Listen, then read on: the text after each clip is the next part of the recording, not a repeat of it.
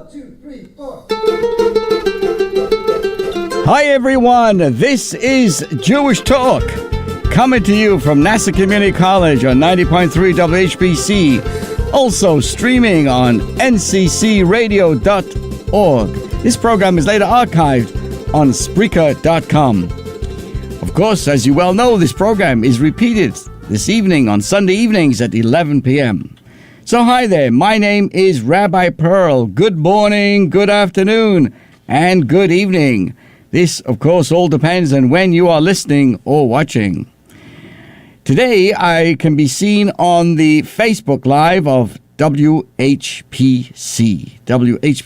So either check that out or just keep on listening. So hello on the radio, hello online, and hello to the world. I'd like to first begin as an introduction to our conversation for today, which will center around, of course, the holiday of Passover. And of course, I'm sure it's on your mind, just as on my mind, is how the Passover Haggadah speaks directly to our current situation. And I'm here to share with you that it conveys a very relevant message of hope and resilience. So as we gather around the Passover Seder this year, amidst the backdrop of the war in Israel, the heart-wrenching reality of hostages still in captivity, and the most recent brazen attack from Iran, and the rise of anti-Semitism around the world, I've been asked by so many people, how can we alter our Seder to reflect these dire circumstances? And my answer is, you don't need to change a thing, because the Passover Haggadah, written so long ago, speaks directly to our current reality and remains as relevant today as ever before.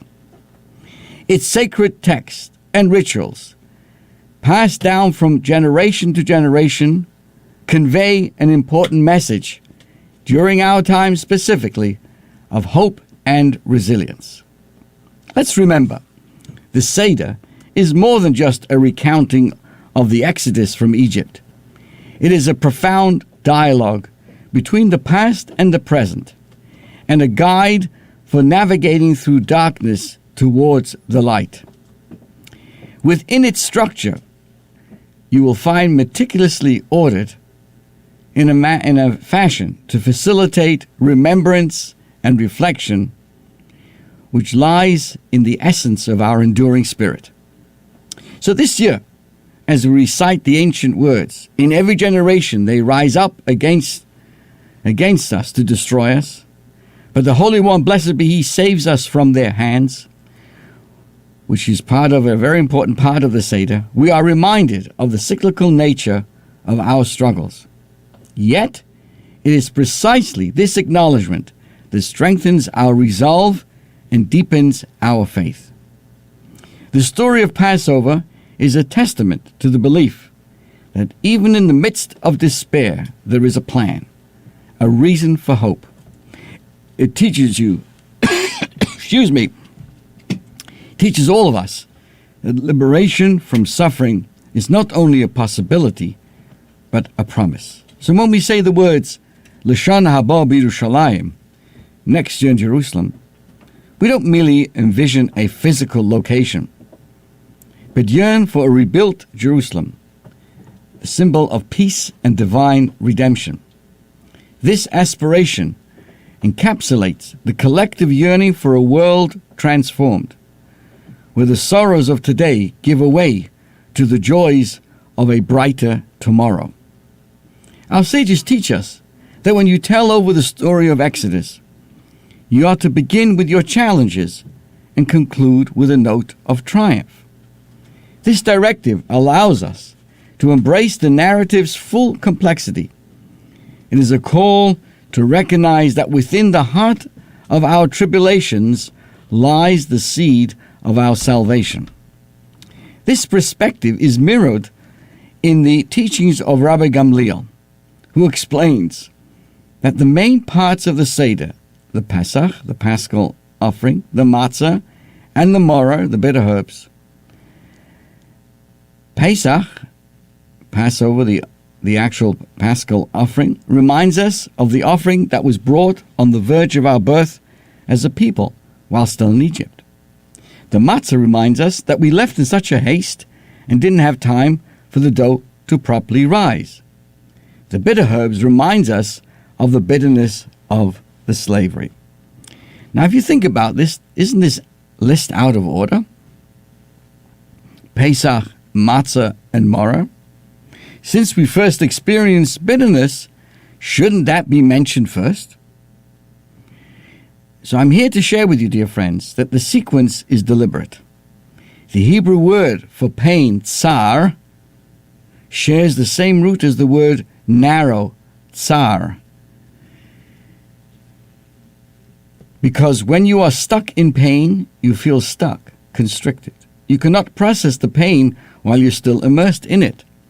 You can't see the label when you're inside the jar. Only once you've made it to safety and freedom, can you understand how the challenges you faced have made you who you are. I once read of a woman who was working on a huge painting. And for weeks, every morning, she would come, set up a massive canvas by the steps overlooking the Western Wall in Jerusalem. She would paint all day and then walk all the way up to the stairs to take a look and then come back. Come back, come down, over and over again. While painting, she was too close to properly see what she was doing. She only saw blurred colors. She needed to walk up the stairs to gain perspective. Unfortunately, sometimes in life, there just aren't enough steps to walk back and see the whole picture. So like this wonderful painter in the old city of Jerusalem, we are also invited to look beyond our immediate pain. While ensnared in the narrow straits of suffering, it might be impossible to envision a brighter future. So along comes Passover, implores us to lift up our gaze, to remember that we are part of a larger unfolding story. We just don't have enough steps yet to walk back to see the full picture. So the Haggadah that all of us will be using addresses the Jewish people's current pain with the awareness that while we are still in it, we cannot make full sense of our pain. Now is the time, of course, as we see and feel the pain and the bitterness, and to hold on to the hope and the conviction that things will get better, because Hashem, God, has a plan. So this Seder is a vital exercise in hope. The story of the Jewish people, fraught with persecution and hardship, is also brimming with resilience and renewal. So, may we all find strength in the knowledge that from the depths of our collective sorrow, we can and will emerge with renowned sense of purpose and a deeper commitment to the values that have sustained us throughout the ages. As we say, Lashana haba b'Yerushalayim. So with this in mind, I'd like to share with you some ideas to help us appreciate our Seder and to make it that much more important. And making the Seder, it's so important that in advance, just as we do so much preparations for the Seder physically, we should also make preparations to read up on the Haggadah. And I've found that if I take time out to go through the Haggadah, just read it through in advance, and indeed we do in this coming Shabbos, but also this coming week, read through it, look at the commentaries. You will actually find that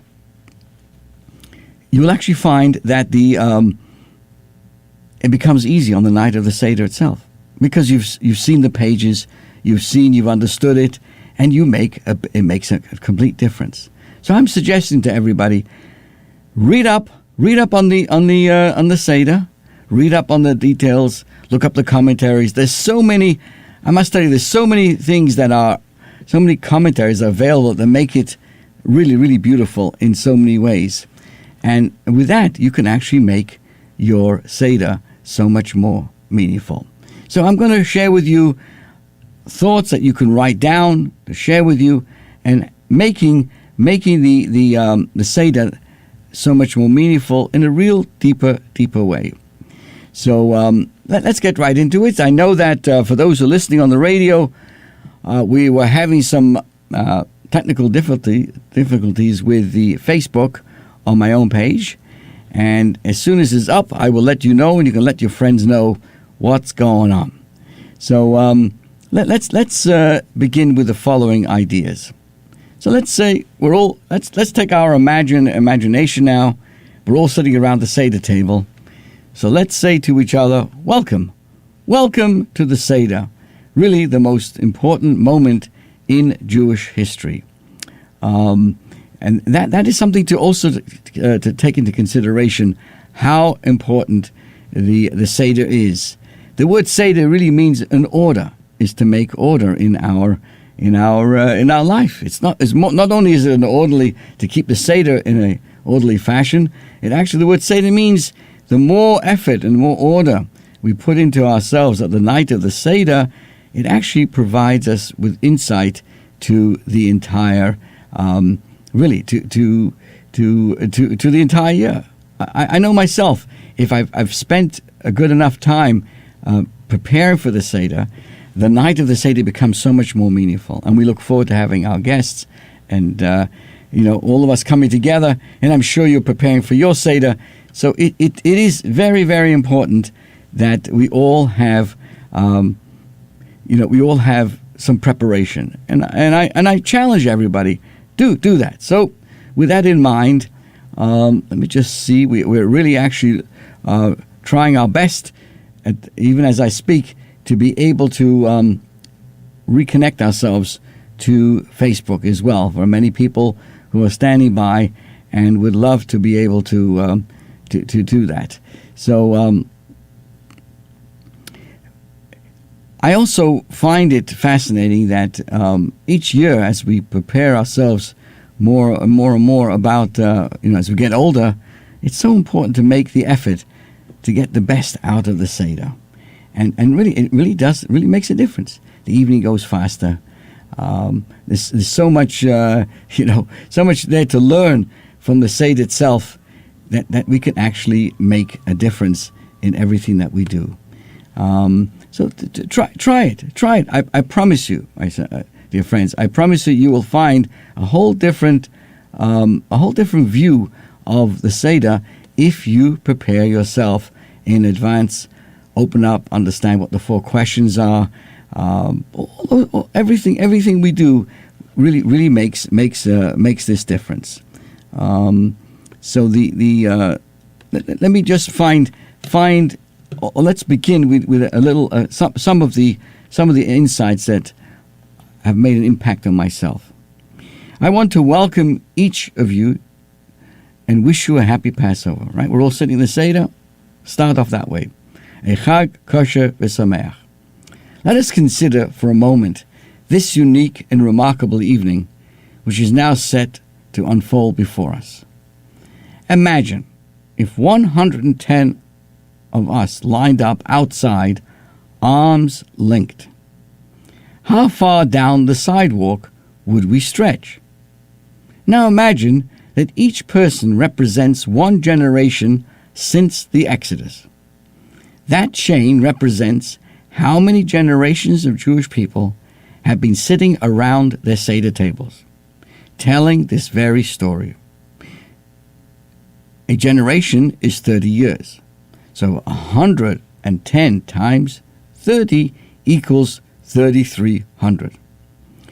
You and I are part of that chain.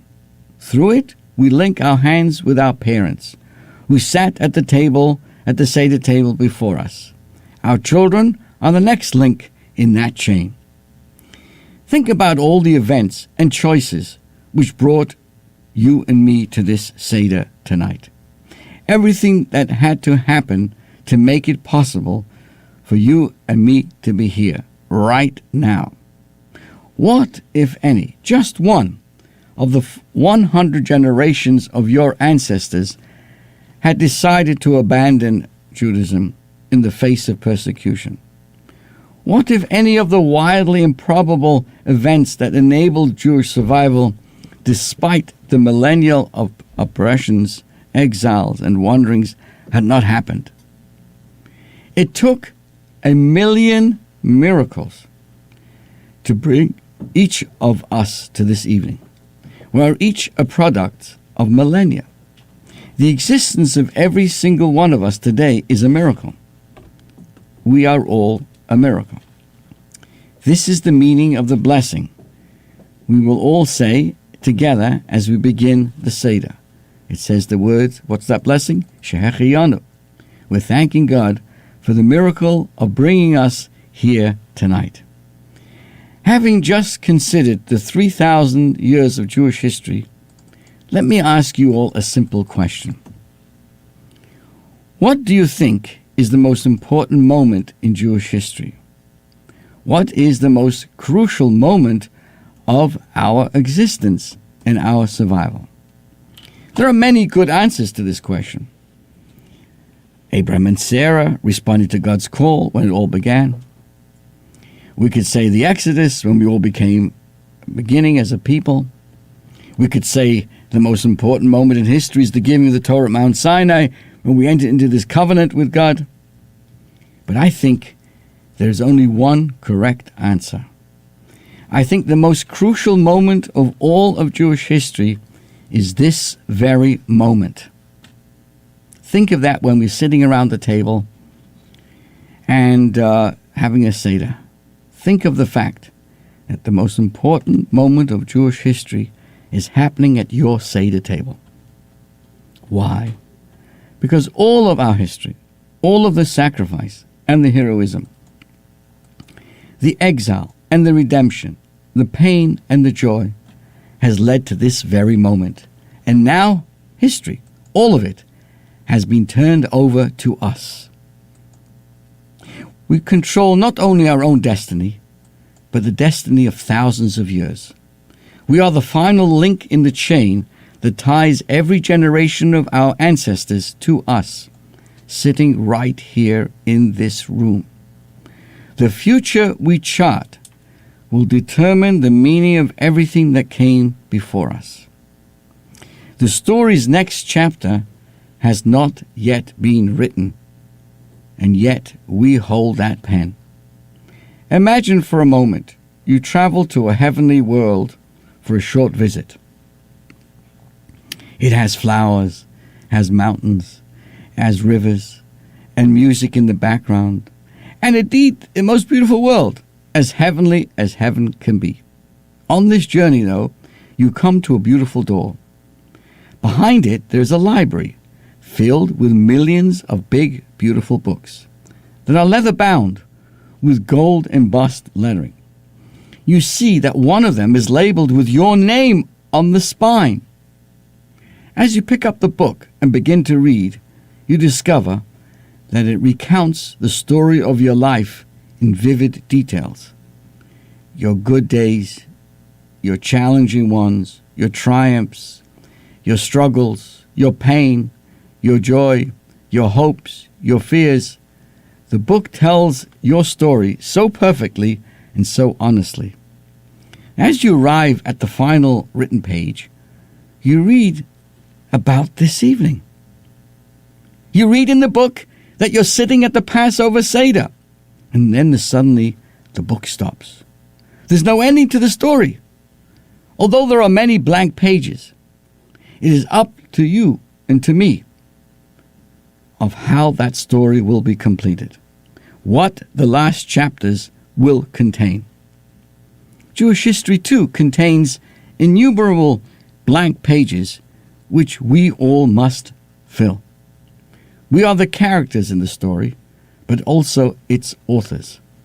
In this sense, all of Jewish history depends on you and me. And so this very moment is the most crucial moment of Jewish history, right now. The way we live now changes the meaning of everything that has come before. So think, each of the 4 cups we raise tonight is an act of memory and a gesture of commitment. The story to tell is not yet done. It begins with our ancestors 110 generations ago on that great night of the original Exodus. And it now continues with us here now. Tonight, we blend our songs and prayers to those of all the generations who have preceded us. And this is a majestic symphony called the Passover Seder. So let us bring that symphony to a crescendo.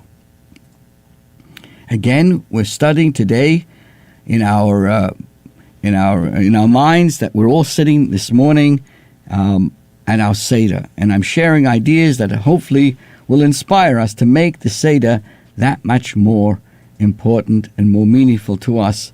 And I cannot overly emphasize the importance of making sure that we in advance do everything we can to make the Seder so much more meaningful. And that comes about by actually preparing. Take out the Siddur and, take out the Haggadah.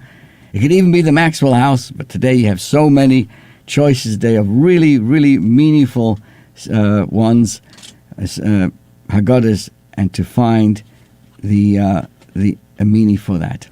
And that is why it is so important for us to prepare. We make so much effort preparing our clothes, preparing our homes, selling the chametz, everything that we do.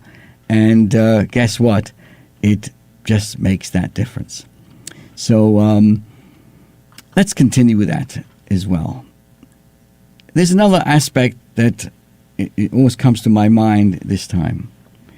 The Jewish home. Hidden forces that shape behavior. See, unlike in other religions, the primary spiritual institution in Judaism, you won't believe this, is not the house of worship, the synagogue. It is the home. Yep. See, in the synagogue, you can blame the rabbi. You can blame this one, you can blame the person you sit next to, and you walk out there in a huff. But that's not the truth. The real center of our life is the spiritual institution. Our life is our home. And when it's in our home, we have nobody else to blame except ourselves. Because we ourselves set the temperature. We ourselves turn on the air conditioning. We ourselves prepare. Surely the synagogue is certainly an important, but it is a spiritual accessory to the home. The strength of a nation derives from the home, its foundation and its core. It's not by chance that the Seder, the oldest Jewish ritual, takes place in the home surrounded by family and friends, just as it did in Egypt so many years ago. The home shapes our thoughts, our feelings, and our emotions more than we know, which greatly impacts our performance in all other aspects of our lives. A good illustration of how a home is an unacknowledged but decisive life-shaping place is illustrated by an experiment that was conducted by the Yale University using a simple cup of coffee. An actor asked random people to hold a cup of cold coffee for a moment. The actor takes something out of his pocket, takes the cup of coffee back and says, "Thank you." 100 people are given an iced coffee, and 100 people are given a hot coffee. After half an hour, another actor comes by and says, "Listen, we're doing this little test." He told the subjects a story about an individual. The subjects were asked to assess the personality traits of that individual. Here's where it gets interesting. 80% of the people that were given iced coffee said that the person was cold and mean.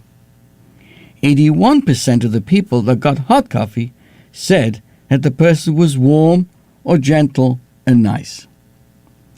If the temperature of the cup of coffee has the power to influence us, how much more does the home environment influence our day? Our susceptibility is greater than we imagine. By celebrating holidays and Shabbat in the home, we give our children and grandchildren warm memories that uplift and strengthen for a lifetime, that are inspiring and indelible. Consider also how small rituals in the home can transform our thinking and feeling. A mezuzah on the door, kosher in one's kitchen, Jewish books on one's coffee table become the sparks that brighten a life. The home is where we develop our values and build our identity. Therefore, it is natural that Passover, the festival of Jewish identity, is celebrated in the home. Let's continue. We all know the song, Dayenu. Ilo hotzianu mimitzrayim, hotzianu mimitzrayim, Dayenu. Dayenu, Dayenu, Dayenu, Dayenu, Dayenu, Dayenu, Dayenu, Dayenu, Dayenu, Dayenu. Right? We all know the song. Well, I'm going to share with you something extraordinary. Richard Nixon didn't sing Dayenu. You say, what's going on over here? What are you talking about? Well, let me give you the background, the backstory, as they say. President Richard Nixon was re-elected in 1972 by a landslide, 17 million votes. This was the largest margin of the popular vote ever recorded in American history, before or since. He strode across the political arena like a colossus. And yet, Nixon's top political advisor, Chuck Colson, recounts a very gloomy election night. The chief of staff, Bob Helderman, was brooding. Nixon angrily was gulping scotch, l'chaim, and Colson, feeling let down, felt a deadness inside of him. These three men had achieved the zenith of world power, but not a single note of joy was discernible in the room that night. Colson writes, if someone had peered in on us that night from some imaginary peephole in the ceiling of the president's office, what a curious sight it would have been. Here we have a victorious president grumbling over words he would grudgingly say to his fallen foe, his chief of staff angry, surly, and snarling, and the architect of his political strategy sitting in a numbed stupor. And Watergate still lay in the future. This experience that I've just shared with you is not unique. Too often, we strive towards a goal, achieve it, and then struggle to enjoy the fruits of our labors. The view from the mountaintop disappoints us. We work for years to earn an academic degree, a career, or a certain standard of living. We strive to get married, have a child, or own a home. But rather than revel in the victory we have received, our minds wander into the future, and we worry about what comes next. This is one of the greatest obstacles to happiness, our inability to be present and appreciate what we have. We're always tugged towards the future. Working to decrease our fear for what comes next, then, is part of our journey towards happiness. We must learn to tell our hearts that although we hear its fears, our mind must be focused on the present and to celebrate our blessings now. A magical and liberating experience. One of the best ways to become more present is gratitude. Gratitude roots us in the present moment, and it turns our eyes to what we have rather than what we lack. It is a psychological tool that frees us from our anxieties. By practicing gratitude, we break our enslavement to fear. This unleashes happiness, in turn leading us to even more gratitude in a virtuous cycle. So this is the central goal of the song that we sing, Dayenu, Dayenu. It enumerates 15 kindnesses God did for us on the journey from slavery to freedom.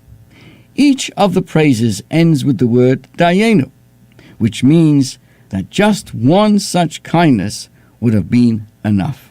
So by declaring Dayenu, we become fully present in the moment and attuned to the preciousness of each act of redemption and kindness, bringing us out of Egypt, splitting the sea, caring for us in the desert.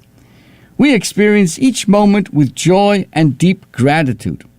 Celebrating the moment allows us to move joyously into the future, receiving it as yet another gift with open hands and hearts. When we greet each other each moment with fear, wait, what's going to happen tomorrow? We are actually beholden to our anxieties. We are not free. Our desire to control the future denies us the wonders of the present, making us bystanders to our own moments of joy.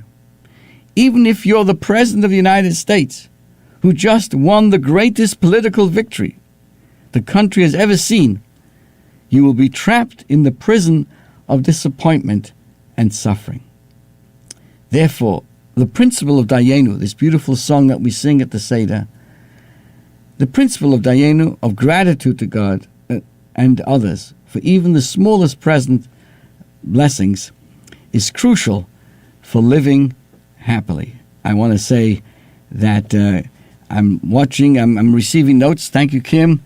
We have Gary Spitz, unbelievable. Gary, he compliments me on my hat, unbelievable. It's not about my head, it's what's on my head. I like that.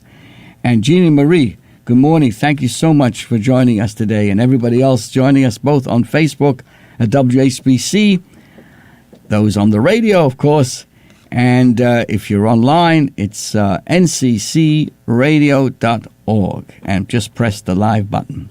So again, the principle that we're discussing right now is to show gratitude, express that gratitude for the smallest blessings, which is crucial for living. So Dayenu, to me, is a great liberator, a jolt into joy and freedom. So please join me again. Elo hotzi anu me Mitzrayim, hotzi anu me Mitzrayim Dayenu. I see Kim, she's running around the whole studio here looking for the afikoman. She thinks she's going to get a gift from me. I nechte getalkt. Just hold it there. Elo hotzi anu. Did you look underneath the machine over there? Behind the garbage can? They may be there. Elo hotzi anu me Mitzrayim, hotzi anu me Mitzrayim Dayenu. She knows me. I'm good for nothing. Dayenu, Dayenu, Dayenu, Dayenu, Dayenu, Dayenu, Dayenu, Dayenu, Dayenu, Dayenu. Let's continue. For those who are just joining us, we're heard every Sunday from 9 to 9. Here we go. From 8 to 9. I'm having such a great time over here. And we're actually going through an imaginary Seder, and I'm sharing some ideas with you, dear friends, that can help uplift our Seder. Make notes, record it, whatever you like, and use them to make the Seder, because as we've been learning, the more we put into the Seder, we recognize the important link that we are with the past and how we are the key and the link into the future. So let's go on. So one of the parts of the Seder include the following.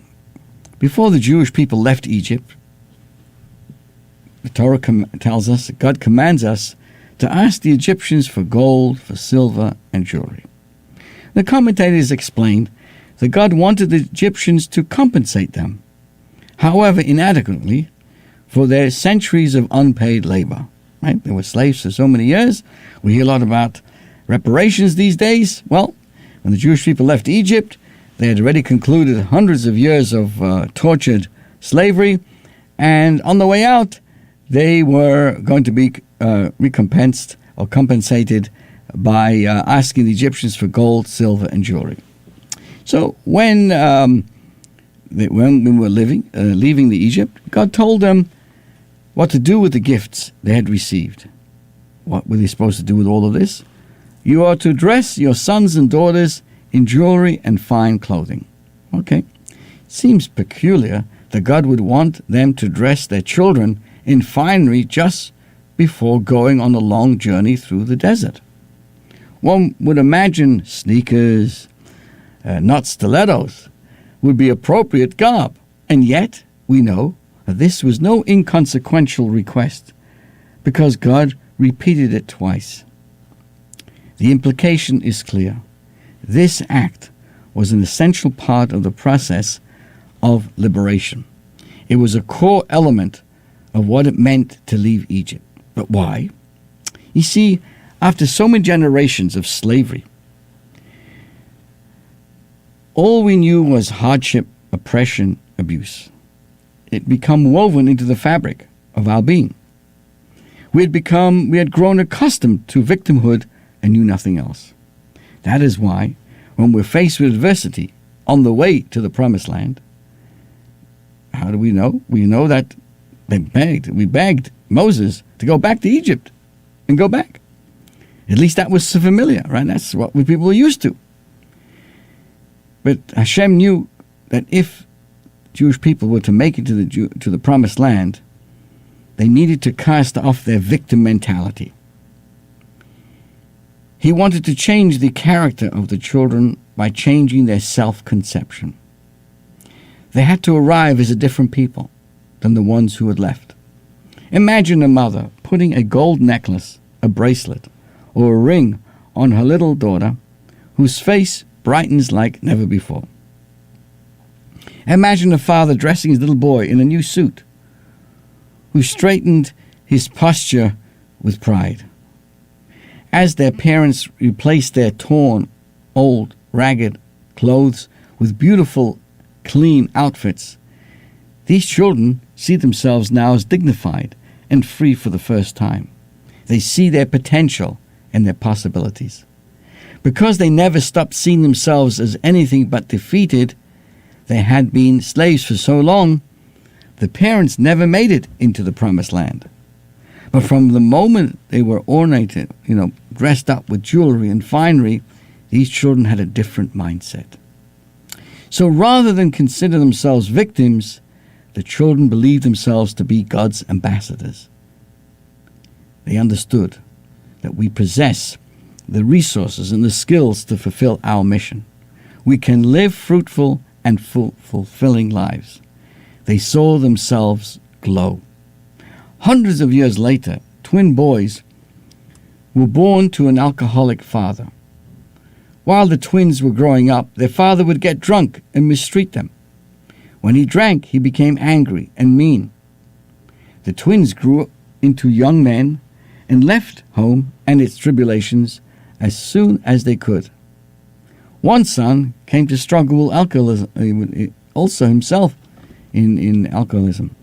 In condition, he contributed to the fact that his father's behavior and abusiveness is all what he had known. The other son, in contrast, became a successful businessman. He was not only wealthy, but also disciplined, respectful, and kind. One day, his colleagues asked why he never as much as touched alcohol.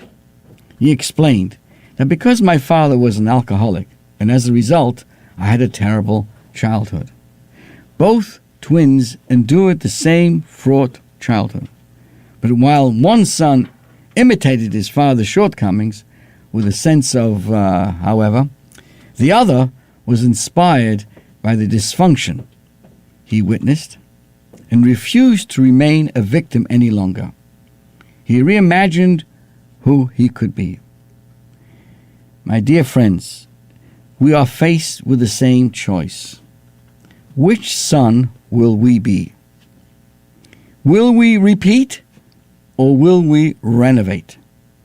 No matter our past traumas, no matter how many generations of dysfunction, abuse, or deficiency preceded us, we can be the children that put on new clothes, thereby shifting our way of thinking and with it the course of our life. And so, as we're sitting in our imaginary Seder today, at the Seder we put on those new garments. We are commanded to see ourselves differently, to sing, to celebrate as free people, and to toast 4 cups of wine to our freedom, to our wholesomeness, wholeness, and abundance. So, on the night of the Seder, rather than become stuck in the desert like those with victim mentalities, we can choose to emulate their children, who were born into slavery but march towards redemption. Let us, at this night of the Seder, try on a new attitude, see ourselves in a different way, and move forward into our own promised lands. How are we doing, everybody? Give us a note, give us a shout out. In fact, I'm ready to take a telephone call if there's anybody out there who would like to share with us a memory from your own Seder that really made an impact on you. So, Kim, can we take phone calls here today? Fantastic. I also believe that Kim found the Afikoman and going to, rip me off later on. I mean, I brought my credit card, so don't worry. My phone number is, she can't believe that. She can't believe that the rabbi would actually, recompense for the finding the Afikoman. But here's our phone number, 516-572-7440, 516-572-7440.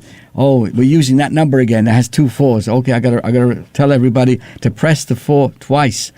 516-572-7440. If you'd like to join in the conversation to tell us what moves you, what message you have that you would like to share with all of us from your Seder coming up next not tomorrow night, not Monday night, but a week from tomorrow night. As I say, good morning to Gene Brandonston, good morning, Rabbi, and good morning to you and to Label. So give us a call right now, please, 516-572-7440, and let us hear. Meanwhile, let us go on with our imaginary Seder today with different ideas. We discussed the importance of the home. We discussed the importance of seeing ourselves as part of a long link of thousands of years, and how we conduct ourselves will make a difference into the future. When I was a boy, I went to a camp called Camp Gal Yisrael in the summer. This was in London, in Ramsgate. It was a fascinating location.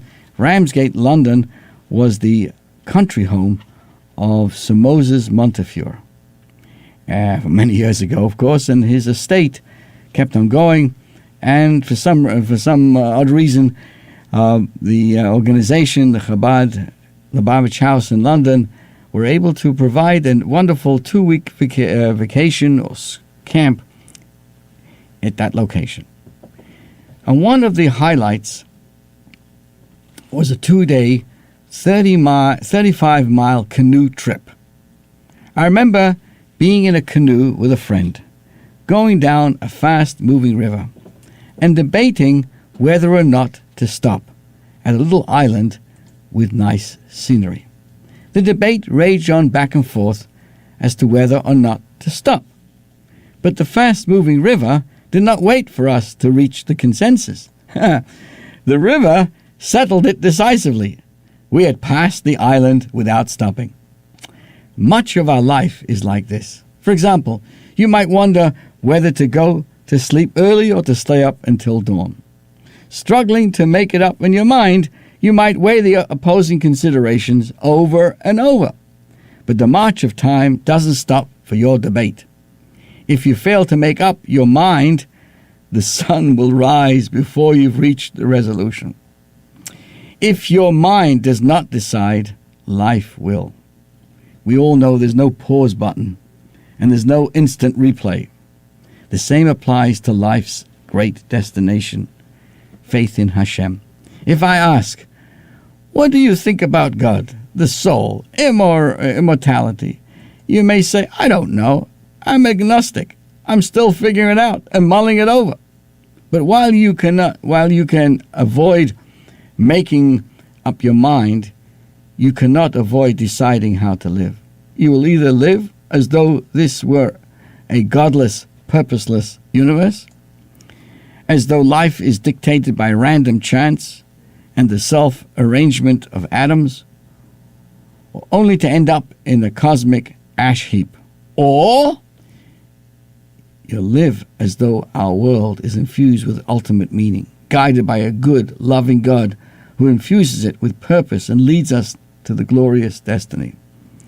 You either live with a positive, nourishing, and uplifting faith in God, or forget about it, or you don't. So the agnostic misses the wonders of belief just as much as the atheist. You can't be neutral about God in practical life on a day-to-day basis. God parted the sea, and we crossed to safety. At that moment, as the Bible recounts, we believed in Hashem, Ma'aminu b'Hashem, and they broke out into song. It's not by accident that the first time the Jewish people sang was immediately after they first believed. Faith turns life into song. If we don't have that, we're constantly complaining and only seeing negative. And as I'm emphasizing today, people spend all their time with negativity and life just passes them by. And we miss the island with the beautiful scenery. In Egypt and then at Sinai, we encountered a higher being, a guiding hand that intervened in history and imbued creation with meaning and with purpose. They saw that truth up close with their own eyes. They perceived themselves not as protons and electrons boxing blind, but as infinitely precious beings created in the image of God. At that, they broke into song. So at the Seder, please remember song. And Kim, I think I see there's so many people calling in at the same time. There seems to be confusion here. Let's do this one at a time. 516-572-7440. And the station doesn't have 20, 30 lines like the White House. This has a line. And if you call at the same time, it blocks. I mean, that's the nature of the game. Please, 516-572-7440. And if you'd like to share with us a memory, what makes your Seder so special, what it means to you, and how you look forward to coming away from your Seder this year. Let's continue. You know what? We would love to welcome now. We'll continue shortly. Yes, good morning to you. Welcome. Thank you, Rabbi Perl. Yes. I remember when we were little children, my family came from Iraq, and they would put like a towel with the piece of matzah on our shoulder, and we'll make believe that we are, going far away, and our father will ask, where are you coming from? And we would say from Mitzrayim, from Egypt, and he would ask, where are you going to? And we would say to Yerushalayim, and then we'll say the Halach Ma'anya. And this is a precious moment and precious memory. Acting out, going out of Egypt, feeling like we came out of Egypt ourselves. And every year we feel like we came out of Egypt ourselves. What happened to Israel, this night, it feels like we came out of Egypt with victory. Thank God. Thank God. Baruch Hashem. Baruch Hashem. That's wonderful. That's a wonderful memory. And if I may take the opportunity while you're calling us, I want to share with you my memories of a Seder, which is two things from my father and my mother. You shared what you said from your father, wrapping up the matzah and going around the table with over your shoulders, and beautiful, beautiful. Thank you for that. To me, I always remember my mother finally coming to the Seder table, and I saw as a child how much my mother would clean up the house and prepare the house and make it so beautiful. So I had an extra special dayenu of thanks to Hashem when my mother would join us at the Seder table, exhausted, but I felt very moved by the fact that my mother was sitting with us, and we were the results of everything. Everything was beautiful. Everything was enough. That was for my mother. For my father, of course, his annual, he was a Holocaust survivor, and for him to sit with his children and his dear wife and family in such freedom in London, after what he went through, we could see how he experienced it and gave us that message of appreciating what we have, the freedom that we have, and the important role that we all have in the continuity of Jewish life. So thank you for allowing me to share that with you, as I appreciate your beautiful memory. Thank you again for joining us. Thank you. Be well. Thank you so much, and certainly we have to be thankful to Hashem, as was pointed out by this caller, of what happened over the skies of Israel, and much appreciation to all those who came to Israel's help. And of course, Hashem is watching over us. When we heard this after Shabbos, Blumen can attest to the fact I started singing a song even before the Havdalah, because that's when we heard about it. And the song I sang was the song that we all say, the words that we say after Aleinu. It goes like this: Al tiram mipacha pisaim, umishayas v'shem kisavai, utzu eitzav sufar dabra dava vela yakum ki himanu kel, vazikno anihu, vadsevo ani espoil, ani asisi, ani esavan maleit, ach tzadikim, Yaidu l'shmecha, Yeshu yesharim espanecha, Utzu eitzav sufa dabra dava vela yakum ki manu kel.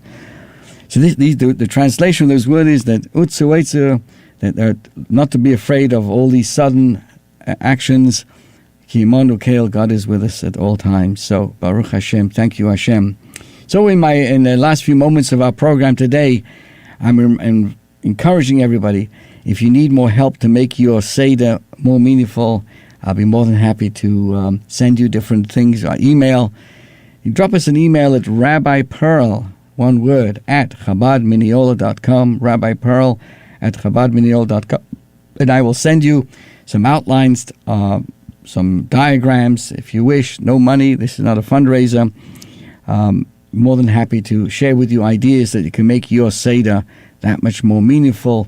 The background of the 4 cups, why we have 4 cups and three matzahs, and the major role of the children. And there's so much to learn, some of the ideas that I shared with you today. And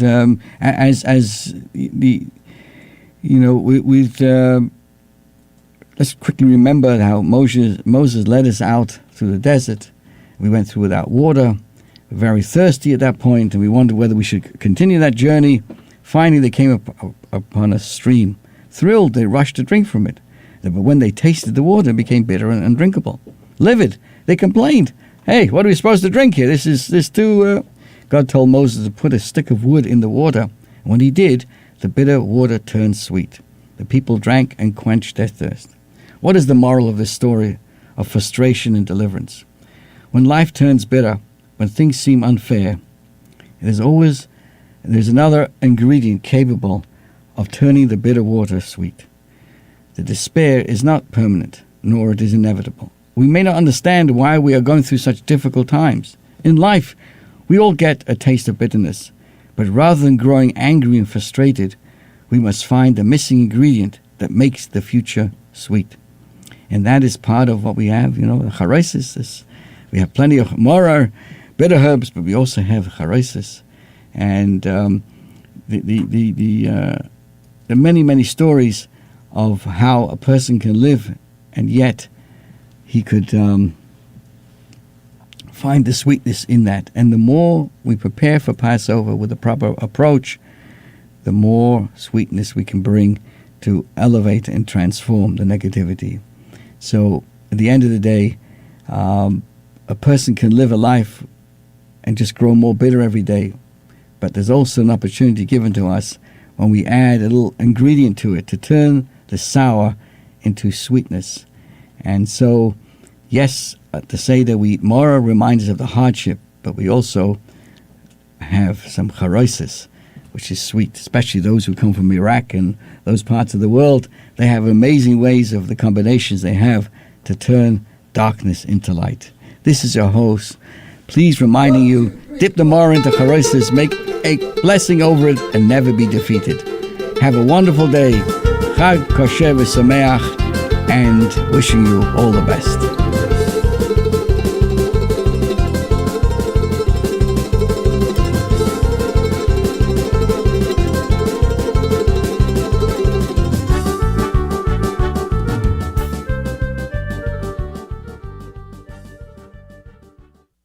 The views expressed on air are not necessarily those of WHPC, its management, or Nassau